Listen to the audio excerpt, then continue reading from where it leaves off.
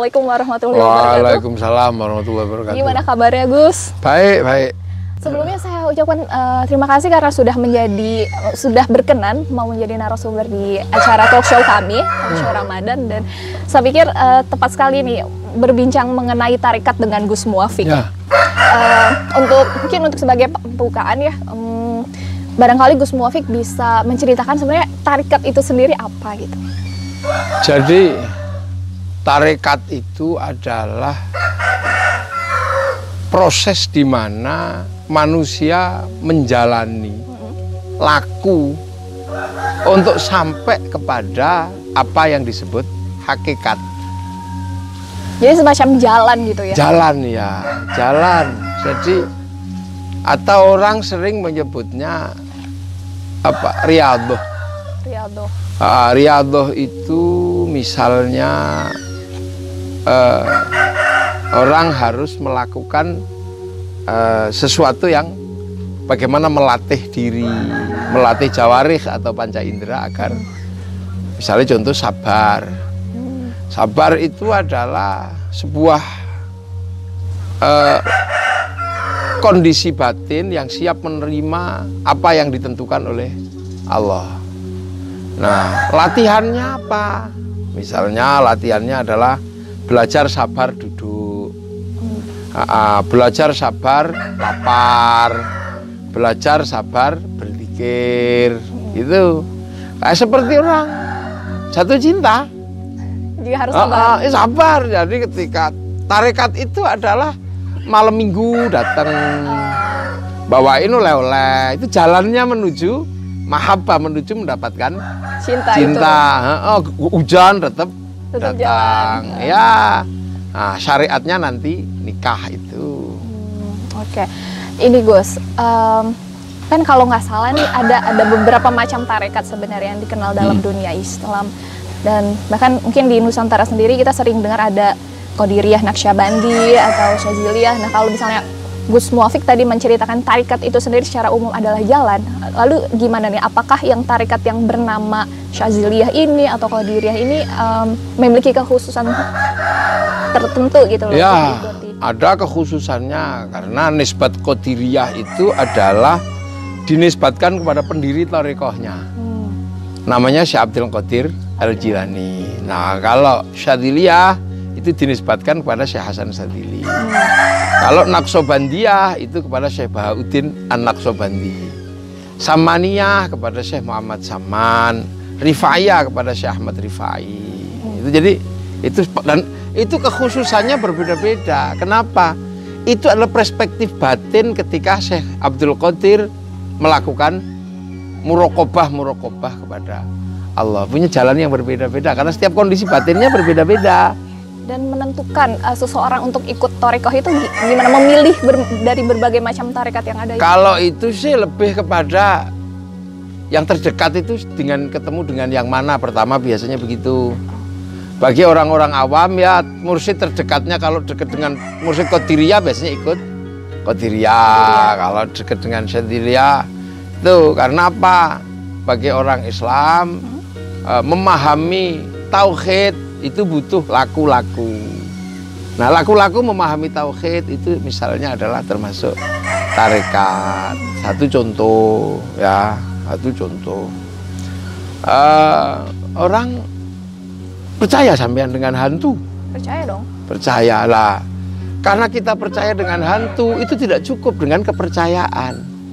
Kalau kepercayaan itu namanya manhajul fikir, manhaj berpikir. Tapi bagaimana hantu ghaib ini benar-benar nyata sebagai sesuatu yang experience of religion, pengalaman keagamaan. Maka di situ ada tirakat, ada wirid, ada baca surat ini.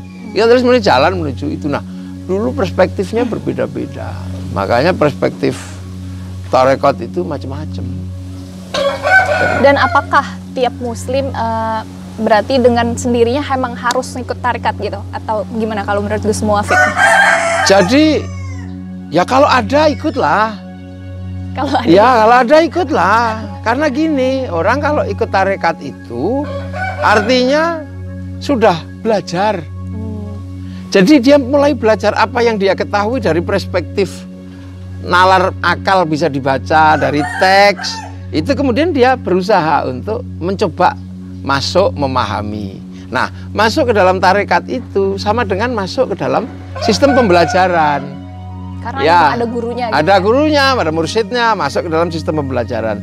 Jadi sewaktu-waktu seandainya dipanggil oleh Allah, orang ini sudah untung karena sudah masuk ke catatan orang yang mau belajar. Oh. Iya. Mau belajar dia. Persoalan belum lulus. Nah, itu urusan belakang, tapi sudah dicatat sebagai orang yang mau belajar. Kalaupun mati, mati yang diampuni oleh Allah karena sudah mau belajar. Itulah. Oke. Kalau menurut Gus Muwafiq sendiri nih di Nusantara, Gus, apa sih tarekat yang awal mulanya muncul gitu? Jadi gini dulu, Islam itu ketika datang ke sini, pertama kali yang dihadapi itu kan agama Hindu. Ya. Agama Hindu itu tidak mudah, karena yang boleh ngomong agama itu nggak sembarang orang. Dia hanya kasta Brahmana. Kasta tertinggi. Saudagar sekaya apapun dia nggak boleh ngomong agama. Kan gitu, karena dia sudra. Nah, kan beda dengan misalnya sekarang ini semua orang boleh ngomong agama. Tapi kalau Hindu nggak boleh, hanya Brahmana yang boleh ngomong agama. Karena hierarkis ya. Hierarkis, sistem kasta. Makanya kalau ada cerita Islam disebarkan oleh saudagar, ini dalam metodologi pengetahuan agak bermasalah. Karena apa? Saudagar itu sudra, dia nggak boleh ngomong agama. Lah makanya di Indonesia terkenal dengan para penyebar agama itu disebut wali. Wali, karena apa? Yang punya konsep setara dengan konsep Brahmana itu wali, aulia. Sama-sama sudah nggak punya takut, nggak punya khawatir. Orang-orang yang dekat dengan Yang Maha Kuasa. Nah, tarekat-tarekat itu kan macam-macam. Kalau tarekat yang harus ngadepi para Brahmana awal, itu ada tarekat yang mungkin sekarang udah punah. Oh, tarekat apa tuh, Gus? Namanya tarekat Maulamatiyah atau Malmatiyah. Itu nisbatnya kepada Syekh Hamdun bin Ahmad bin Amarah di Timur Tengah sana. Itu salah satu ajarannya itu adalah menghilangkan wujud kebaikan di hadapan manusia. Dia orangnya baik sekali, tapi jangan sampai kebaikannya itu terlihat. Orang. Misalnya sholat itu, dia nggak mau sholat kalau lagi banyak orang.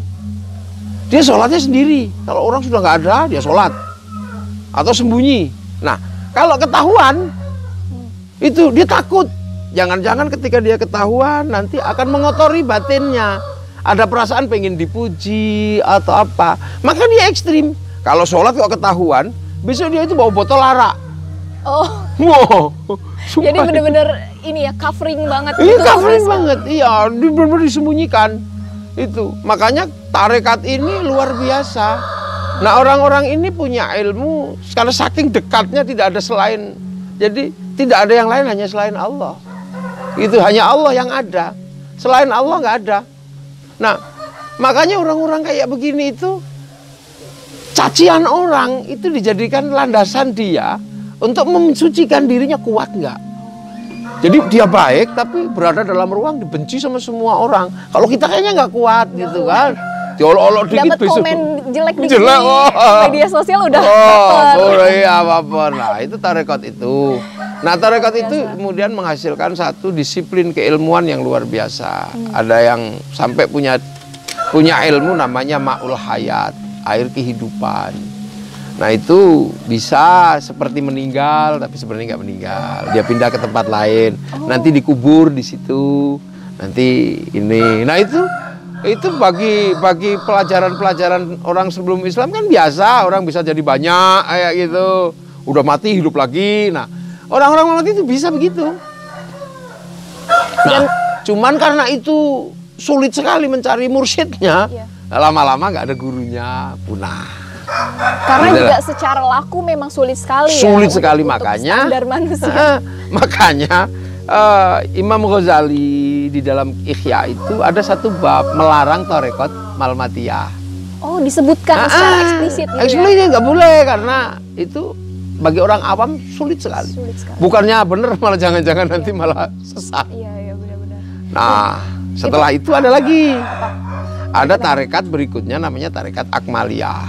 Akmaliyah itu seperti apa, Gus? Itu Ibnu Arabi. Itu tarekatnya yang manunggaling kaula Gusti bukan? enggak juga gitu tuh, karena gini loh. Mereka ini lebih kepada ya cash and carry aja syahadahnya. Jadi misalnya suruh baca syahadat, ini tarekat ini ya, syahadat gitu. Dibaca aja. Ya syahadalallah sampai dia merasa itu hadir di dalam dirinya. Terus disuruh syahadat, itu nggak bunyi dia. Naik aja ke atas pohon dia. Naik ke atas pohon, tiba-tiba syahadat. Terus kepalanya dijatuhkan dari atas pohon itu. Pak, semua orang menganggap dia bunuh diri. Pasti mati ini. Nggak taunya nggak, dia bangun. Loh, kamu itu disuruh syahadat malah bunuh diri. Kata siapa aku bunuh diri? Aku itu bersyahadat terus yakin betul Allah itu ada, bener apa enggak? Nah kalau sekarang aku yakin Allah ada. Iya, itu dia memang. Atau misalnya hutan kebakaran, Sunan Geseng. Ini hutan kebakaran. Bahwa Allah menurunkan la haula wala quwata illa billah. Gitu. Idza arada syai'an yaqula lahu kun fayakun. Kuat mana kira-kira? La haula atau api yang membakar. Nah, itu dibaca misalnya 3 kali ya. Atau ya hayyu ya qayyum itu, ya hayyu ya qayyum, ya hayyu ya qayyum. Itu dibaca selama 3 tahun gitu. Nanti kalau sudah yakin di sini ada api datang, dia nggak akan kemana-mana. Kuat ya hayyu ya. Nggak kebakar gitu. Nggak kebakar. Wow. Makanya itu coba ada perempuan cantik. Di I love you nggak mau. Dibacain iya. Nah, itu. Wah, ini bahaya. Pada denger ini. Dibacain ayat misalnya innahu min Sulaiman wa innahu bismillahirrahmanirrahim. Diuji ayat ini. Dia bener nggak gitu bahwa ayat ini mampu lebih kuat dari kecantikan perempuan itu. Maka saya hati-hati nanti. Oh iya, kalau buat cewek apa, Gus? Ada nanti. Oh, iya. Iya, ada. Ada buat perempuan lebih manjur lagi itu. Oke, Nah, siap. itu dibaca. Ini datang. Kalau mau latihan Akmaliyah itu ada sekarang. Di dekat rel sepur, enggak di dekat rel sepur itu. Bikin tenda, baca la haula. Selama 3 tahun la haula. Nanti kalau sudah yakin betul dengan la haula, ada kereta datang, tuding aja itu. La haula wala quwata, mandek gitu. Pasti berhenti, tapi kalau nggak yakin jangan-jangan ketabrak, lari. Nah, itu Akmaliyah. Itu makanya orang di sini itu kuat-kuat sakti-sakti karena ada tarekat itu. Dia tahu persis. Berangkat perang dia nggak takut karena sudah diuji. Oh, ini nggak mati. Dia tahu dia. Dan tarekat-tarekat itu yang kemudian bisa mengcounter agama Hindu. Bukan mengcounter, tapi ya orang mencari. Oh ini ternyata kalau ini hujan pakai sesaji, ini hujan cuma pakai begini. Oh, iya. Kan sama, ya sama keris kan gitu. Dikira hebat, begitu datang bedil, ternyata bedil lebih hebat. Nah kan akhirnya ini kayak sekarang ya. Dulu kan orang cari apa? Benda hilang kan ke Senayang gini-gini. Sekarang kan yang dicari nggak sini tapi CCTV. Jadi mana yang lebih aplikatif, yang lebih canggih, itu aja sebenarnya dulu. Nah baru kemudian datang toreko-toreko berikutnya ketika dalam situasi tenang. Nah mulai adalah ada toreko yang sifatnya adalah mengatur bagaimana diri ini bisa berkompromi gitu dengan apa yang disebut kehendak-kehendak Allah. Lah itu Qadiriyah, Naqsabandiyah. Tapi Syekh Abdul Qadirnya juga nggak begitu kuat lagi Syekh Abdul Qadir. Tapi kan kita ini baina sama sumber minyak sama Syekh Abdul Qadir. Gitu, Syekh Abdul Qadir begini 25 tahun. Iya benar. Kita, ya Allah. Gitu. Iya makanya kita ini sudah nggak punya kuota. Iya gimana tuh jadi? Iya kan, karena downloadnya tidur. Ya Allah. Gitu. Ya Allah. Aduh, lama sekali gitu. Nah makanya kan para wali itu kan download kan. Download itu tirakat gini, makanya punya wifi. Makanya kita yang suka kirim data, kalau nggak punya wifi kan cari wifi gratisan. Makanya di dalam Islam diajarkan ila hadratin Nabi Mustafa. Tawasul ya. Tawasul itu sebenarnya pakai wifi.co.id itu sebenarnya. Lah itu .co.id. Makanya kan baru kemudian share it gitu. Share it setelah itu kan. Nah, kalau yang dari itu sebenarnya teknologi kuno. Ada kan yang nggak percaya, masa doa sih bisa dibagi? Ya bisa aja. Tinjunya Mike Tyson di Amerika aja kita nggak lihat. Yang lihat siapa? Wartawan di sana. Tapi dia bener dinaikin ke satelit. Akhirnya dibagi ke seluruh dunia. Bagiannya sama. Karena apa? Ada siaran langsung. Makanya orang kalau nggak percaya doa bisa dikirim dan dibagi, pasti orang itu nggak punya TV. Ketinggalan zaman. Ketinggalan zaman. Teknologi santri udah kuno. Iya. Tapi begitu. Makanya kan sekarang wali-wali itu kan download sendiri 7 tahun. Kita kan kalau download tidur. Makanya kita wali-wali itu bisa nyebarin wifi. Tawasul itu kan sebenarnya .co.id. Berarti Gus ya ternyata untuk menguatkan tirakat itu memang perlu ikut tarekat gitu ya Gus ya? Ya yang ada gurunya, yang ada gurunya, yang muttasil, tersambung. Sanatnya sampai ke sanatnya sampai ke Rasulullah, tersambung, jangan ngarang. Kan banyak juga yang iseng ngarang-ngarang kan. Jadi susah. Akhirnya ngarang-ngarang .co kemana gitu kan nggak ketahui. Nyasar itu. Makanya inilah Islam sudah mengajarkan tentang harddisk besar, namanya Lauhil Mahfuz. Kalau harddisk besar dalam perspektif orang Yahudi Nasrani kan tabut Sulaiman. Kalau harddisk besar dunia kotak segala tahunya orang Eropa itu kan kotak Pandora. Kalau orang Jepang kan kotak Doraemon. Ya kan, itu kan kotak Doraemon. Yang itu isinya semua ada. Dan perspektif itu kan sekarang dipakai kan, harddisknya gede kan. Urusan keuangan harddisknya cuma satu di Amerika, punyanya Rothschild di Bank Devisa New York. Ya kan, harddisk informasi adanya di Google. Nah, .co Google ya masuk, tapi kalau .co Muafik ya nggak masuk. .co Google beda server. Kalau di sini isinya ya tarekat itu, tapi kalau dari urusan Tuhan sampai urusan setan ada ya .co Google itu servernya. Nah itu kan sebenarnya tarekat itu sudah mengajarkan sesuatu yang perspektifnya jauh ke depan. Benar-benar. Sangat futuristik sebenarnya ya. Udah futuristik. Di Indonesia apa yang paling banyak kalau menurut Gus Muafik tarekat pengikutnya ya? Per daerah kan? Iya. Daerah-daerahan kalau di Aceh sana Samaniyah. Sampai ke Kalimantan itu sebagian besar Samaniyah. Kalau di Jawa ini imbang-imbangan antara Qadiriyah, Naqsabandiyah sama Syadziliyah. Nah ada juga yang namanya tarekat Rifaiyah. Rifaiyah. Kalau Syatariyah tuh gimana Gus? Syatori. Ya ada di Jawa itu tua dulu. Itu tarekat awal tua. Jadi tarekat yang juga berat juga itu jalaninnya. Itu bukan tarekahnya Pangeran Diponegoro ya? Ya termasuk tarekat Pangeran Diponegoro, Syatoriyah. Jadi terlihat dari punya tasbih gitu kan. Syatori. Tapi kalau dari Kiai Mojonya Syadziliyah. Ya semua tarekat itu lama, itu bukan baru, maka yang baru-baru sebenarnya cuma tarekat-tarekatan itu aja. Kalau yang dulu itu tarekat laku beneran. Kalau ini kan ada Gus yang Qadiriyah wa Naqsabandi itu kan digabung. Nah itu gimana Gus? Maksudnya ada itu Syekh Khatib Sambas dulu. Bisa digabung. Bisa digabung. Kalau itu Syekh Ahmad Khatib Sambas. Berarti secara laku juga lebih berat dong karena menggabungkan. Iya berat. Makanya seperti istri dua berat kan. Lebih berat wiridannya itu. Tapi hasilnya maksimal kalau bisa mengkompromikan. Ya kan. Benar. Yang penting inilah win-win solution ya. Ya win-win solution lah. Berat itu. Jadi ada Naqsabandiyah, Qadiriyah, Naqsabandiyah, Kholidiyah. Itu lebih rumit lagi itu. Kholidiyah. Kholidiyah. Kholidiyah. Nah, kayaknya dan di Indonesia itu hebat. Jadi tarekat itu kan mursyid-mursyidnya beda-beda. Tapi di Indonesia bisa rukun. Makanya ada Jatman itu, beliau Maulana Habib Lutfi itu yang ini presidennya. Itu semuanya di cover di Jatman itu. Iya di Jatman. Ahli tarekat Mu'tabaroh anak dia. Tapi juga ada Jatmi. Jatmi itu apa? Jatmi itu pusatnya di Terongan. Dulu Yai Mustain Romli. Jadi tarekat banyak lah. Udah mau ikut tarekat? Siapa yang mau bayat? Bisa nanti. Nanti tak beat sekalian. Tapi berat. Gus Muafik itu apa tarekahnya? Qadiriyah. Qadiriyah. Jadi ada juga sekarang ini tarekatnya lucu. Anak-anak milenial itu. Tarekat Kiai, apa ini? tarekat beneran. Nanya, Kiai wiritannya berapa? Wiritannya 1000 kali. Kalau 5 kali aja boleh nggak Kiai? Ada juga sekarang. Boleh juga kalau bisa ditawar. Iya.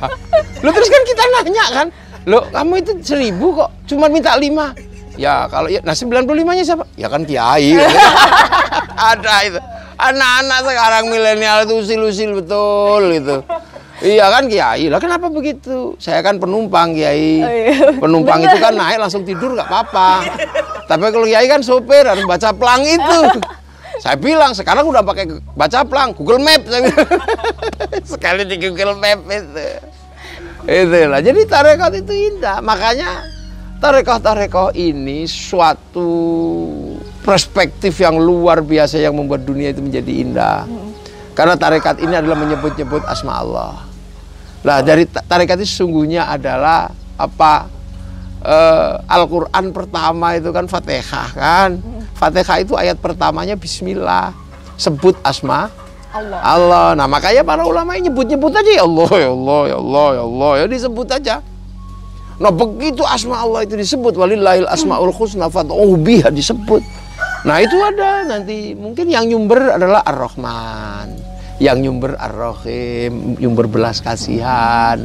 Makanya orang tarekat ketika menyebut asma Allah, ya Allah, ya Allah, itu nyumber Ar-Rahman, belas kasih di dunia dan di akhirat. Maka orang kalau hatinya sudah nyumber Ar-Rahman, dia nggak kaget. Siapapun yang ada di dunia berarti mendapat belas kasih Allah. Ar-Rahman itu seperti singa, babi, sama kambing. Singa itu ya kadang makan babi, kadang makan kambing, itu hukum Ar-Rahman. Tapi manusia kan enggak. Kalau singa makan kambing, wah jangan. Tapi kalau makan babi syukur gitu. Padahal di hadapan Allah nggak ada bedanya, di hadapan Ar-Rahman. Sama kayak kita. Emang kita ini menjadi manusia berharga? Enggak juga, di hadapan hewan sama aja. Iya. Ya, lalat itu memang punya sopan santun ke kita? Enggak, temple-temple aja. Bagi singa kita ini ya binatang melata bisa dimakan sama dia. Bagi buaya jadi nggak istimewa. Virus juga nggak peduli. Mau cantik mau jelek pilih aja semua kan. Ini masalah beda perspektif aja. Iya, kalau virus itu suka yang cantik, kamu yang pertama kali dimakan. Untung virus itu nggak punya perspektif, jelek-jelek itu makan semua. Nah itu Ar-Rahman. Nanti dari situ makanya kan para ulama ini sangat hati-hati. Kalau baca Fatihah, Bismillahnya jangan hilang. Karena Bismillah itu adalah metodologi dasar menyebut asma Allah. Kalau sudah metodologi dasarnya hilang, Bismillah sudah gak dibaca di awal Fatihah, khawatirnya ilmu-ilmu dasar untuk menyebut asma Allah itu gak ada. Akhirnya orang jadi keras-keras. Makanya teman-teman yang kadang gak baca Fatihah itu kan kaku-kaku. Iya. Keras-keras. Kurang humor kali ya Gus. Kurang humor. Ya karena mungkin juga selera humornya udah hilang. Iya benar-benar.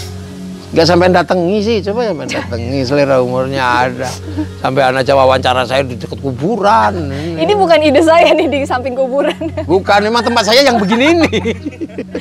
Udah gitu ngomongnya tarekat lagi. Iya, tarekat lagi. Pas itu nanti makhluk-makhluknya malam-malam cari itu nanti. Jangan takut, gak apa-apa. Hantu kan teman. Teman siapa? Temannya Gus Muhammad. Iya, gak apa-apa nih tak bilangi jangan ganggu dia. Dia takut. Terus? Ini Gus, apakah untuk mengikuti tarekat Gus orang harus pertama memperbaiki syariatnya dulu atau bagaimana? Sebagai syarat dasar. Ya ada orang yang punya kesempatan untuk memperbaiki syariatnya, ada orang yang punya kesempatan. Tapi kan ada orang yang seumur hidupnya itu nggak punya kesempatan sudah. Dari kecil nggak ketunggon orang tua. Terus habis itu hidupnya susah, iya menikah, suaminya pergi atau tinggalin anak. Untuk belajar syariat susahnya udah seperti itu. Apakah kemudian ketika dia datang kepada kiai, wah kamu ini harus belajar, udah yang sabar, istighfar, mohon kepada Allah. Tapi saya nggak punya baju kiai, kalau mau sholat bersih, sudah seadanya, kan gitu. Jadi itu sebenarnya karena tarekat itu tidak mungkin meninggalkan syariat. Iya, betul. Tapi orang bersyariat itu kadang memang tidak sampai kepada ilmu-ilmu tarekat. Tapi kalau orang bertarekat pasti bersyariat. Makanya kalau tinggal cuman di tarekat biasanya agak longgar. Tapi aku salah lagi kiai, ya nggak apa-apa istighfar. Besok lagi gitu lagi, salah lagi kiai, nggak apa-apa istighfar lagi. Terus gimana? Malaikat juga tahu sampean manusia salah kan gitu. Jadi sebenarnya agama itu mempermudah ya? Mudah sekali. Beragama itu malah biar mudah kok. Bukannya beragama itu menjadi semakin sulit. Beragama itu biar mudah. Iya kan? Coba mana yang sulit dari agama? Sholat kadang males sih Gus. Males kan nggak sulit kan? Iya, iya. Males. Ya kalau males nanti dirangkep. Dijamak kan bisa, dijamak masih kepanjangan kosor. Ya kan? Memang Ya tidak. kalau udah nggak mau sholat jadi sholati kan? Iya, iya, iya. Gak apa-apa. Ya itu kan miss call kan? Miss call provider itu sholat itu sehari miss call 5 kali. Kalau mau miss call mingguan ya nggak apa-apa. Jumatan, miss call tahunan. Ya kan, miss call kan. Ada yang nelponnya lama, Allahu Akbar. Itu komunikasinya lama gitu, khusyuk itu. Ada yang miss call itu kan. Halo, ya sudah. Iya benar, tergantung ya. Iya, pulsanya juga dikit. Kalau Allah Akbar, pulsanya banyak. Bismillahirrahmanirrahim. Ada ting ting ting bakso gitu kan. Ada yang begitu, macam-macam. Gus, ini mungkin agak lebih apa ya ke dimensi yang memang lebih gaib karena berhubung kita juga wawancaranya di samping Ya, makam. Jadi kalau misalnya apakah memang ada orang-orang tertentu yang ditarik mungkin ya oleh Tuhan gitu ke arah tarekat melalui mimpi gitu? Gus, mungkin ya. Ada juga, ya itu perspektif itu Allah lah yang kasih yang begitu-begitu. Cuman kan biasanya orang tarekat itu memang sering ketemu dengan makhluk-makhluk begitu. Maksudnya memang bersentuhan dengan dimensi yang gaib. Iya, coba misalnya begini. Ini jin ini kan kalang kabut sekarang. Karena nggak dengar Quran. Jadi nggak dengar, wong suka masjid pakai kaset. Kan nggak dengar Quran. Nah, jin itu rindu, dia pengen dengar Quran, jin Islam itu. Karena wa ma khalaqtul jinna wal insa illa liya'budun, pengen dengar. Nah, dia cari kemana? Tapi Rasulullah itu pernah menyampaikan, fazuruha ziarah kubur. Nah, di kubur itu ada walladzina ja'u min ba'dihim yaquluna rabbana ighfir lana wa li ikhwanina alladzina sabaquna bil iman. Jadi generasi yang datang belakang itu mendoakan yang lebih dulu yang bawa iman. Nah, di situ dibacain Quran biasanya. Kan gitu. Nah, ketika bacain Quran itu pasti ila ruhi ila hadrati. Allah maj'al wa ausil sawaba ma qara'tu ila ruhi. Jadi Quran dunia ini dikirim ke alam arwah. Nah, jin yang di alam gaib itu nyetel radio kan denger frekuensinya. Nah, makanya kadang kalau kita khusyuk di kuburan ila hadrati, tiba-tiba ada merinding. Itu sebenarnya frekuensinya karena dekat. Karena Fatihah yang kita kirim ini melewati perspektif dunia ke alam gaib. Nah, begitu ya lama-lama mereka dengar nanti mereka ada frekuensi yang nyambung, lotek gitu. Nah, jangan lari. Karena sesungguhnya mereka sedang senang karena mendengarkan Al-Qur'an. Nanti kalau kita tahan mereka keluar nanti. Assalamualaikum gitu. Terima kasih. Engkau telah iya pasti gitu. Beneran. Kalau pengen tahu Clara, ayo. Beneran pasti. Oh, gitu. Lama-lama bisa dicoba Gus. Bisa, tapi jangan takut. Enggak takut. Tapi dipegangi, ikat kalau lari. Aduh. Itu nanti muncul. Terima kasih. Saya sudah didengar. Ya. Nanti lama-lama kita diajak ngobrol terus dia bilang, "Aku punya sesuatu, mau nggak? Akik atau tongkat." Nah, tongkat atau akik yang diinstalasi di dunia gaib begitu dibawa ke sini, dia menjadi instalasi yang cukup kuat untuk penyembuhan, kadang untuk itu. Nah, makanya dulu nenek-nenek moyang kita yang ahli tirakat kan mesti punya benda-benda pusaka. Itu sesungguhnya benda yang sudah diinstalasi di sana. Nah, nanti kemudian itu. Nah, contoh lagi misalnya wa ma arsalnaka illa rahmatan lil alamin. Jadi aku tidak mengutus engkau Muhammad kecuali rahmat seluruh sekalian alam. Nah, dengan Rasulullah kita ini disuruh salawat. Ya, innallaha malaikatahu yusholluna 'alan nabi ya ayyuhalladzina amanu shollu 'alaihi wa sallimu taslima. Nah, yang pengen dengar sholawat itu kan bukan cuma manusia. Bahkan jin-jin juga bersolawat. Allah aja bersolawat. Nah, makanya kalau kita mau sholawatan, cari tempat yang paling serem. Di tebing hantu lah gitu. Di Setro Gondo Mayit itu ibaratnya kan gitu. Tak terbang Allah ya Nabi. Salam alaikum. Nanti pohon itu ini. Begitu nanti ada. Lama-lama yang keluar bukan cuma ikan yang lompat. Saking senengnya. Harimau-harimau. Makanya orang-orang tua dulu itu punya yang begitu-begitu. Nanti kemudian nampak Oh, terbangmu jelek. Terbangmu kok begitu? Kata makhluk yang dari sana, aku punya terbang, mau nggak kamu? Kasih. Loh akhirnya kalau terbang yang diinstalasi di sana kita pukul bang gitu, 10 Jawa denger. Loh itu makanya itu dulu itu begitu. Nah itu yang kadang kita sudah nggak bisa melakukan itu. Padahal Al-Quran itu hudal lil muttaqin. Muttaqin itu yu'minu nabil ghaib. Jadi pertama kali muttaqin itu adalah yu'minu nabil ghaib. Orang yang percaya dengan yang ghaib. Jadi pertama kali sebelum yuqimuna sholah, sebelum wa mimma razaqnahum yunfiqun, sebelum wacana pengetahuan tentang waladina yu'minuna bima unzila ilaika wa ma unzila min qablik, sebelum itu perspektif yang dikeluarkan pertama kali adalah yu'minuna bil ghaib. Makanya santri-santri itu diajari ngicipi yang ghaib. Paling enggak ya belajar dalailul khairat. Paling enggak belajar ghaib itu hizib. Minimal mahabbah lah. Itu enggak kotor ghaib enggak ada. Cuman nah kadang itu makanya kita mau nyari begini ya dikejar sama sana, tapi kalau kita baca terus perspektifnya sana keluar. Makanya termasuk di masjid, itu jin itu datang ke masjid pengen dengar ayat karena Allah memerintahkan idza nudiya lis-sholati min yaumil jum'ati fas'au ila dzikrillahi wa dzarul bai'. Nah nanti khotib itu begitu berkhutbah jin-jin itu mendengar. Makanya khutbah itu yang bagus pegang tongkat, pakai tek supaya emosinya tidak meledak-ledak. Jadi jin tetap bisa mendengar ayat-ayat Allah. Lah kalau kita gini-gini ya kok sama-sama kita melbok. Gitu deh. Iya. Seru banget nih. Jadi saya jadi pengen diem sedikit terus berkontemplasi mendengarkan semua ini. Ya nanti aja. Anggap aja ini sesi 1. Oh, siap. Pembukaan lah ya. Pembukaan. Siap. Ya ini kan. Di sini offline. Offline. Oh iya, ya. offline. Oh, ini kan online. Sekalian itu tak suruh keluar yang di situ-situ kan. Ya paling enggak baunya dulu lah yang keluar kan.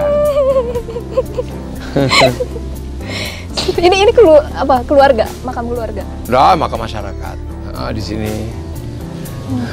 Jadi itulah tarekat ya.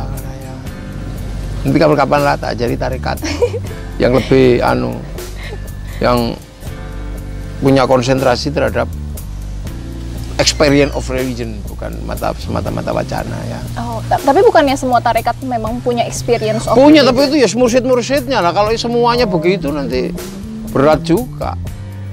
Nah kalaupun ada yang tidak mursyid tapi bisa seperti itu biasanya given, pembelian dari Allah, laduni lah. Kalau nggak salah nih Gus pernah dengar tarekat Syaziliyah itu memang apa ya, diberi kekhususan lebih mudah karena targetnya adalah orang-orang yang istilahnya apa ya, menggunakan karunia duniawi untuk menyebarkan dakwah gitu. Maksudnya mengizinkan kekayaan dan sebagainya gitu loh. Semua mengizinkan kok. Semua ya. Semua tarekat mengizinkan. Kan gitu. Jadi kiai itu kalau bikin contoh tarekat itu kan dunia itu kan seperti ini. Karena mau mandi, ngisi bak mandi. Penuh. Kan harus penuh kan kalau ngisi. Terus kalau mandi dihabisin apa secukupnya aja? Secukupnya. Ya itulah. Jadi secukupnya aja. Kumpulin nggak apa-apa. La tansa nasibaka minad dunya. Iya, secukupnya aja sesuai kebutuhan. Itu. Kalau kebutuhannya pakai Honda ya pakailah Honda.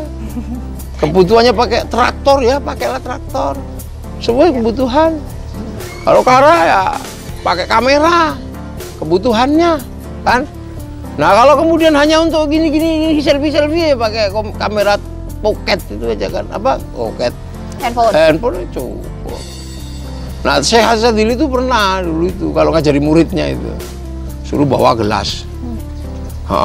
Kamu keliling pasar ya. Lihatlah itu keramaian pasar, tapi jangan sampai gelasnya tumpah. Naiklah dia mau naik kereta yang paling bagus, keliling ke pasar-pasar sambil nungguin. Bagaimana biar nggak tumpah. Sampai pulang ditanya sama saya sendiri, gimana pasarnya rame? Nggak lihat saya lah, kenapa? Aku lihat ini biar nggak tumpah katanya. Nah itulah orang kalau hatinya sudah kepada Allah, dunia dan seisinya itu seperti kamu melihat fokus air itu fokusnya di situ. Tapi kalau secara amalannya sendiri nih, apa riyadhahnya sendiri, apa memang lebih mudah karena dikhususkan untuk orang-orang sibuk gitu, Gus? Enggak juga. Enggak juga ya? Naqsabandiyah Syekh Hakoni, Naqsabandiyah Hakoni. Iya. Mudah juga. Buat masyarakat urban itu. Iya, masyarakat urban mudah. Itu. Semua mudah sih sebenarnya. Nggak ada yang sulit. Ya itu tadi. Kalau kuat 100 ya 100. Kalau nggak kuat ya 5. Yang 95 siapa? Gurunya. Ditanggung gurunya. Ya makanya kalau sama gurunya yang serius gitu kan. Tapi itu memang berikan benar, rokok biar nggak ngantuk kan gitu. Makanya santri-santri biasanya bawa ke rumah gurunya beras. Biar apa? Biar tidak lagi mikir beras, biar bisa konsen doain murid-muridnya gitu. Jadi jembatan usul itu. Tapi itu real ya, maksudnya saya pernah baca tentang Syekh Abdul Qadir Al-Jilani. Bahkan muridnya ketika disiksa dalam kubur pun didatengin oleh beliau karena itu menjadi tanggung jawab mursyid. Iya kan? Sudah bersepakat bahwa kamu tanggunganku, zahir dan batin. Ya seperti Rasulullah juga menanggung seluruh umatnya. Jadi kalau kita bisa disiksa di neraka di dalam gitu, dicari sama Rasul, Muafiq kamu di mana katanya gitu. Rasul aku di sini. Kenapa kamu di situ? Nggak ngerti ya Rasul. Minta syafaat ya Rasul. Ya sudah, begitu bisa. Dan itu nggak ada orang berdoa, itu nggak mungkin. Ya udah biarin aja. Kalau yang nggak percaya ya nggak apa-apa. Kita milih yang percaya aja deh. Ya Syekh Abdul Qadir tahu. Gimana nggak tahu? Wong semua muridnya terhubung dengan batinnya. Dan semua muridnya bisa di GPS. Ada sinyalnya. Iya kan, ini kan terhubung dengan provider kan. Iya. Itu kemanapun di GPS kan pasti ketahuan. Seperti manusia terhubung dengan Lauhil Mahfud. Di GPS sama malaikat kemanapun ketahuan. Nah hati guru dan murid itu dijadikan satu, menyatu. Dengan guru dan muridnya. Nah, maka gurunya itu tahu dimanapun. Setiap hari kita sebar wa ila jami'il muslimin wal muslimat wal mu'minin wal mu'minat al-ahya'i minhum wal amwat. Itu diajarin itu. Itulah kenapa juga kalau dalam zikir Toriko harus membayangkan wajah gurunya gitu. Ya, tawajuh ya, sama guru, bayangkan gurunya. Yalah, jangan lupakan gitu. Kalau sekarang kan providernya yang tidak boleh dilupakan gitu. Terus itu bagian dari tradisi-tradisi yang ada di dalam tarekat. Baik, kawan-kawan beritabaru.co dan Basa Basi TV, kita sudah di penghujung acara. Barangkali Gus Muafiq ada catatan terakhir untuk disampaikan kepada kawan-kawan. Ya, ikutlah tarekat ya. Jangan nunggu tua ya. Pokoknya ketika kesadaran itu ada, ikutlah tarekat. Ikutlah itu. Kalau kuat 5 ya 5, kalau kuat 10 wiridanya 10, kalau kuat 1 kali ya 1 kali. Yang penting udah terdaftar. Jadi sewaktu-waktu meninggal masuk dalam catatan orang yang sudah mau belajar. Udah aman. Ya. Baik, kalau gitu terima kasih Gus Muafiq ya. atas bincang-bincang yang sangat bermanfaat, sangat lintas dimensi. Ya. Lintas dimensi gaib dan dohir ini. Semoga lain kali bisa berbincang lebih lama lagi, lebih dalam ya. topik-topik Topik yang lain nggak apa-apa. Bisa aja dengan topik-topik yang lain. Oke, kalau gitu dunia kan penuh topik lah. Banget. Banyak sekali. Tergantung hashtagnya. Ya. Terima kasih kawan-kawan dan sampai berjumpa lagi di talkshow Ramadan berikutnya.